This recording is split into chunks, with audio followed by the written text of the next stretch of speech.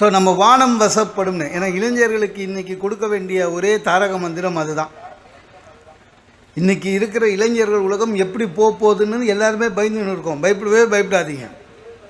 30 வருஷத்துக்கு முன்னால் இருந்த இளைஞர்களை விட இன்றைக்கு இருக்கிற இளைஞர்கள் உண்மையிலேயே ஐக்கியம் அதிகமான புத்திசாலி குழந்தைகள். ஞாபகம் வச்சுக்கோங்க. அவங்கள சரியான பாதையை அவங்களுக்கு காமிச்சிட்டா போதும்.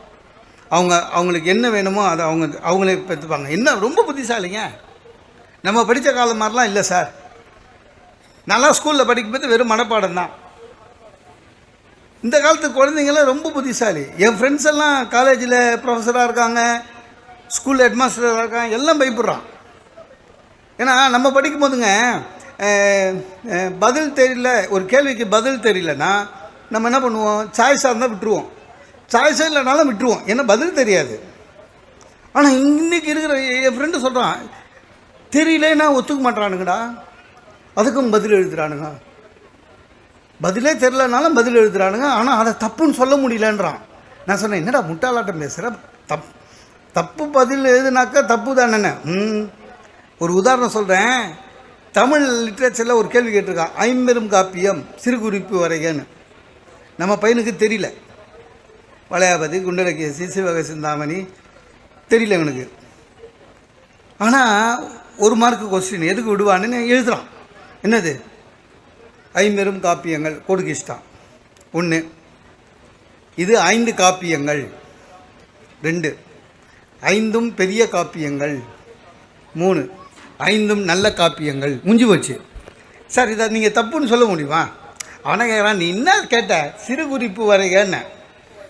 5 காப்பியம் 1 to 3 கேட்ட கேள்வி சரியாக கேட்கணும் சார் என்கிட்டன்னா. அதாவது ஐக்கியூ அதிகமாகிடுச்சு. ஒரு ஒரு ஒரு கொள்கையோ ஒரு கோட்பாடோ விளையாட்டு புத்தியோ எதுவாக இருந்தாலும் சரி, அவங்கள சரியான பாதையில் திருப்பி விட்டோம்னா உண்மையிலேயே அவர்கள் பெரிய வெற்றி அடைவார்கள்.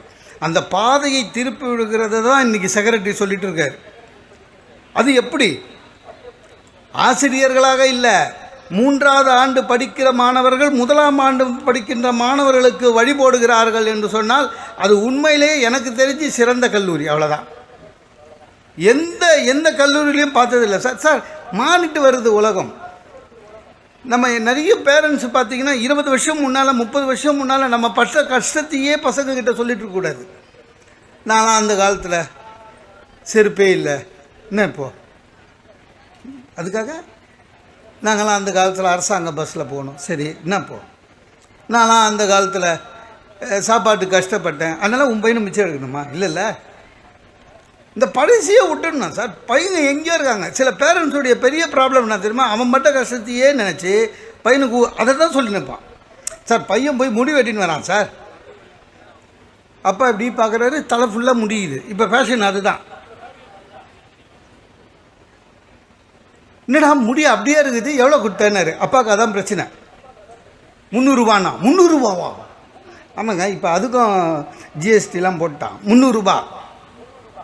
நான் சொன்னேனே அந்த கடையில் போய் வெட்டுறதானே. எது? இவர் போய் வெட்டுற கடை. அது முக்கில் இருக்குது. நேஷ்னல் சலூன்னு பேர். லாலா லஜபதி ராய், மகாத்மா காந்தி, ஜவஹர்லால் நேரு அவங்க ஃபோட்டோலாம் வச்சுருக்கோம். அதில் ஏதோ அவங்கெல்லாம் இவர்கிட்ட தான் முடி வெட்டின்னு சுதந்திரம் வாங்கி கொடுத்த மாதிரி. அங்கே மொத்தமே 20 ரூபா தான் வாங்குவான்.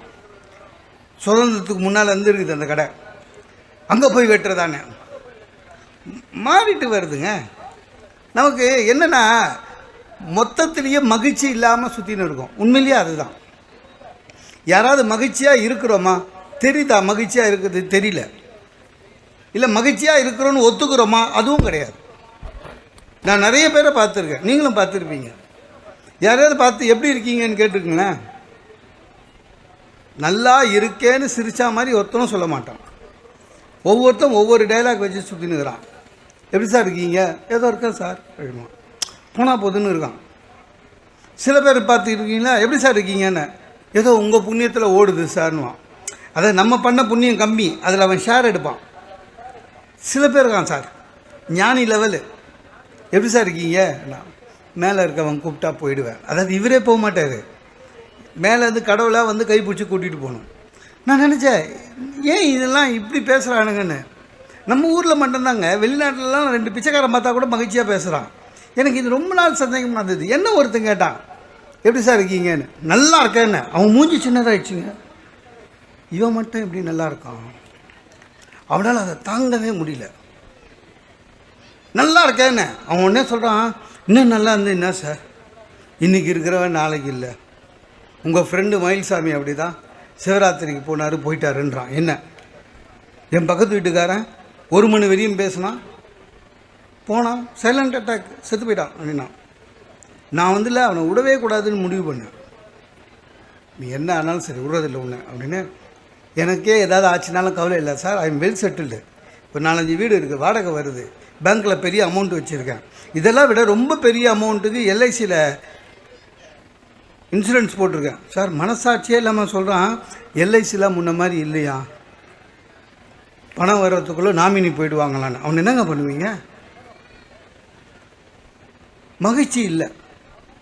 வெளிநாட்டில் 2 பேர் பார்த்துக்கிட்டாலே சார், நான் அப்போ தான் ஐயா கிட்ட சொல்லிகிட்டு இருந்தேன், வருஷத்துக்கு ஒரு மாதம் நானும் சொல்வேந்தர் சுகி சிவமும் யூஎஸ் போயிட்டு அங்கே போய் பேசிட்டு வருவோம். ஒரு மாதம் 1.5 மாதம் இருப்போம்.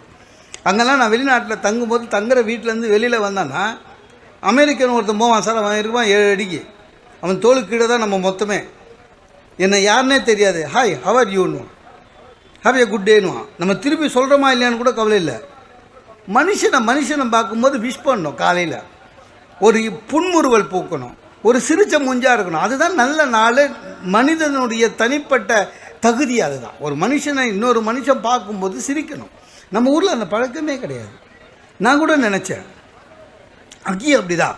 நம்ம இங்கே சும்மா இங்கே சொல்கிறோம், இந்த அமெரிக்காவில் குடும்பம் உறவுகள் அவ்வளவு சரியில்லை, விவாகரத்து அதிகமாகிடுச்சு, அதெல்லாம் ஒன்றும் கிடையாது. அங்கெல்லாம் எல்லாம் ஒழுங்காக இருக்காங்க. விவாகரத்து இங்கேயும் அதிகமாக இருக்குது, அது வேறு விஷயம் சார். அங்கே ஒய்ஃப் வந்து கிச்சனில் வேலை செய்யுது சார், ஹஸ்பண்ட் வந்து பாத்திரம் விளக்குறாரு.